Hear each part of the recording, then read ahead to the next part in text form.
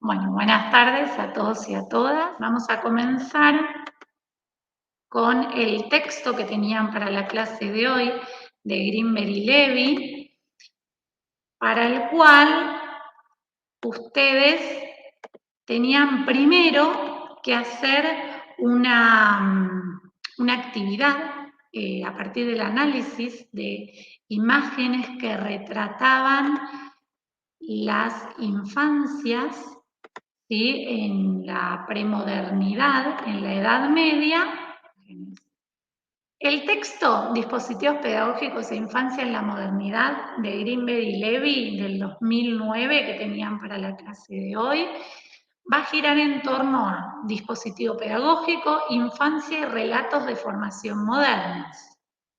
Vamos a comenzar por dispositivo pedagógico, que las autoras lo definen. Primero van a ver que ellas buscan las definiciones más comunes sobre lo que es un dispositivo y lo caracterizan como un conjunto de elementos que ubicados en interacción de una manera específica dan un determinado resultado, cumplen una determinada función.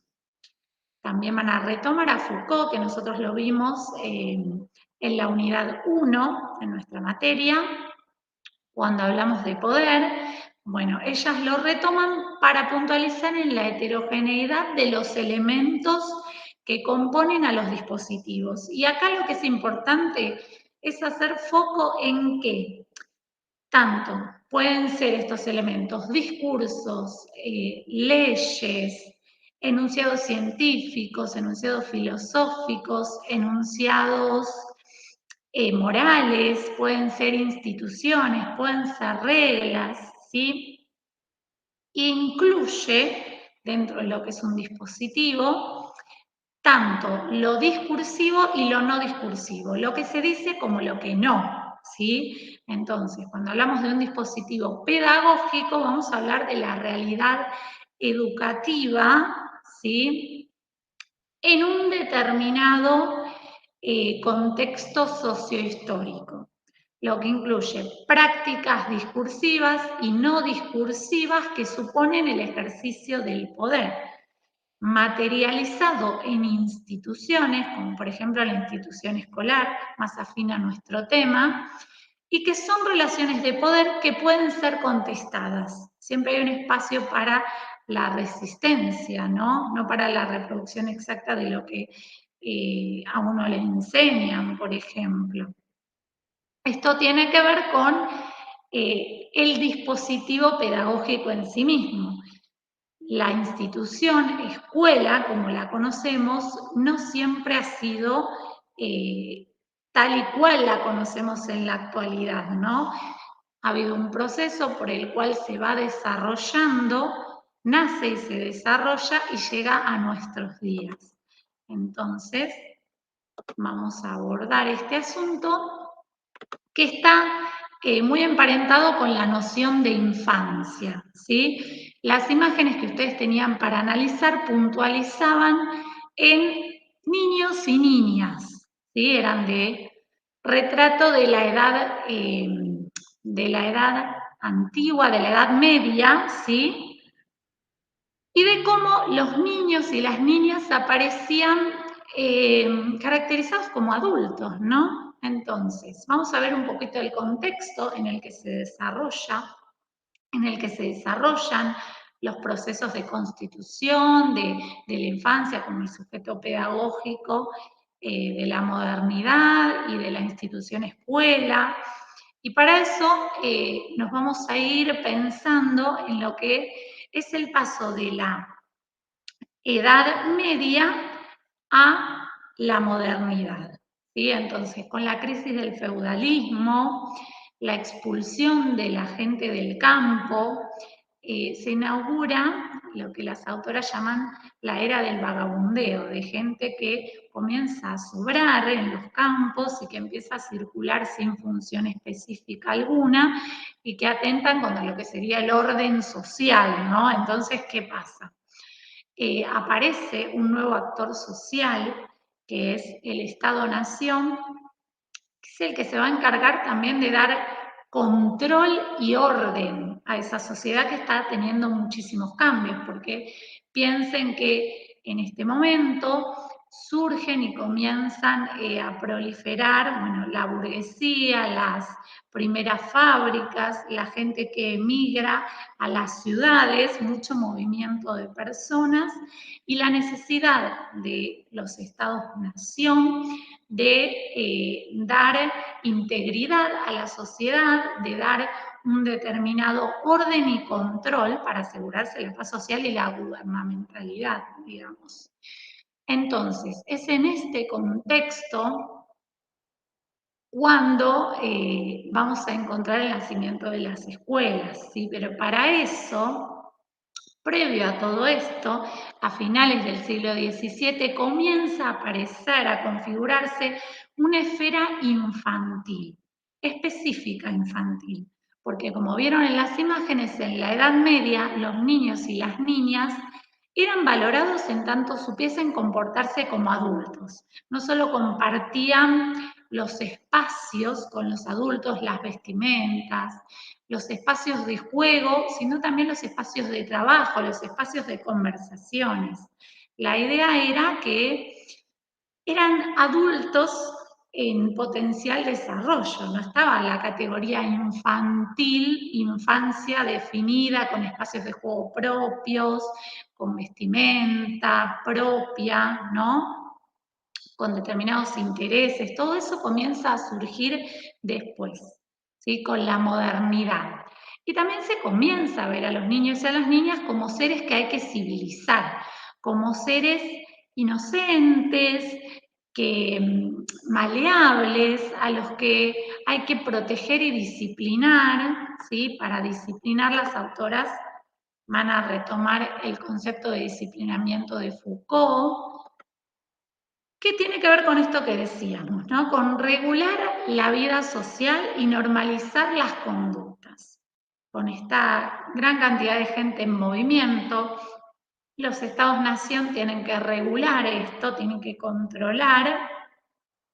Entonces comienzan a surgir determinadas instituciones, determinados centros de encierro,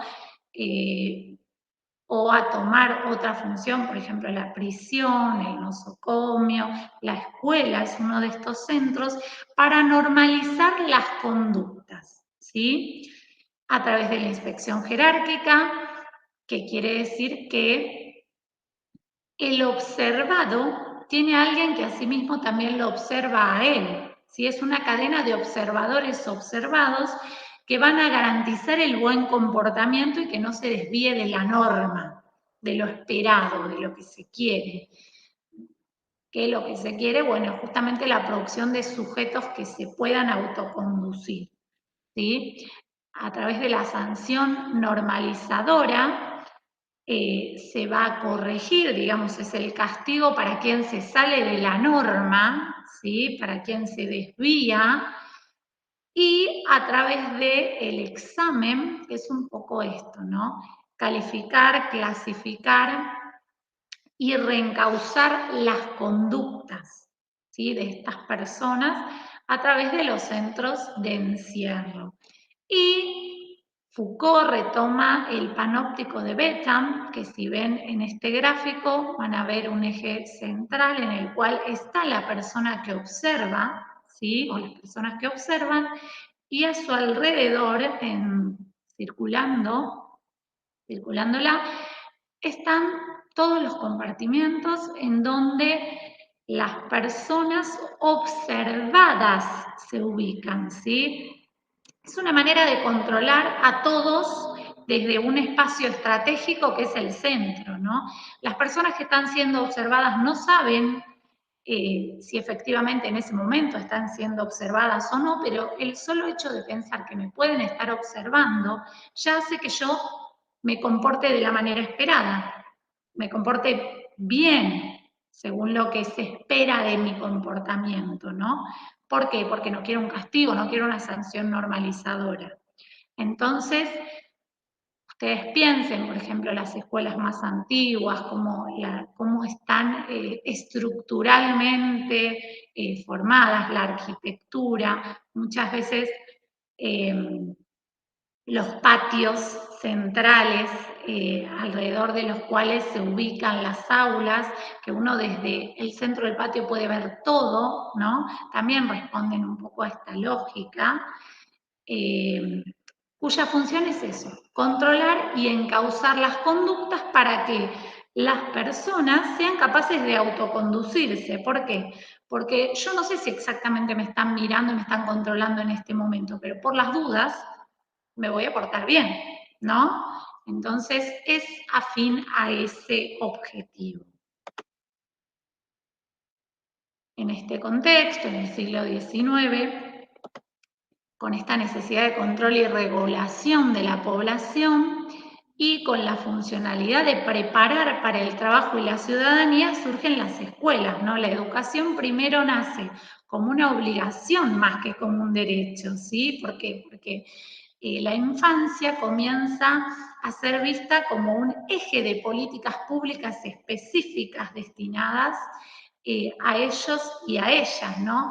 Como la responsabilidad sobre la infancia ahora va a estar compartida entre las familias y los estados-nación. ¿Por qué? Porque van a ser un instrumento hacia la formación de estos nuevos ciudadanos y trabajadores, ¿no? De la sociedad. Y en este contexto surge la pedagogía como un saber especializado en educación, ¿sí? Y ahora lo que vamos a abordar son algunos, los más importantes, relatos de formación en lo que sería la modernidad, que son estudios pedagógicos, digamos, sobre las consideraciones de la infancia, de la formación y de las formas de escolarización, ¿sí? Entonces, las autoras trabajan con Comenius, Rousseau, Kant y Condorcet, ¿sí? Por un lado, Comenius en este contexto, ustedes igual tengan en cuenta que en la modernidad las ideas que circulaban eran las ideas ilustradas, las ideas de la luz de la razón que nos va a llevar al progreso de la nación. Piensen en Orden y Progreso de Sarmiento, ¿sí? En la generación del 80 que instaura la educación, digamos, pública y gratuita, ¿no? Entonces, la obligatoriedad y la principalidad del Estado en este proceso es muy importante también tenerla en cuenta a la hora de ver los discursos de formación también del momento. Por ejemplo, en Comenio aparece la centralidad del método, ¿sí? La gradualidad de la enseñanza. ¿Qué quiere decir esto? Quiere decir que hay distintos estadios de la enseñanza que van desde lo más complejo, desde lo más simple hasta lo más complejo, ¿no? El todo a todos con el objetivo de que todos aprendan lo mismo, ¿sí? Recuerdan que dijimos que la pedagogía surge un poco desde el lado más del deber ser, desde el lado más metódico, ¿no? Que especifica lo que debe hacerse. Bueno, esto es un poco esto mismo, retomarlo. Rousseau va a hablar sobre los estadios evolutivos específicos, no considerar al niño como un pequeño adulto, sino con características específicas de la niñez. El niño es considerado como inocente, desde la inocencia, desde la bondad. Para Rousseau, el hombre es bueno por naturaleza, pero la socialización con otros hombres, la interacción, lo va a corromper. Entonces, para él, mientras más se educaba al niño, más se lo separaba de la naturaleza, de esa bondad natural.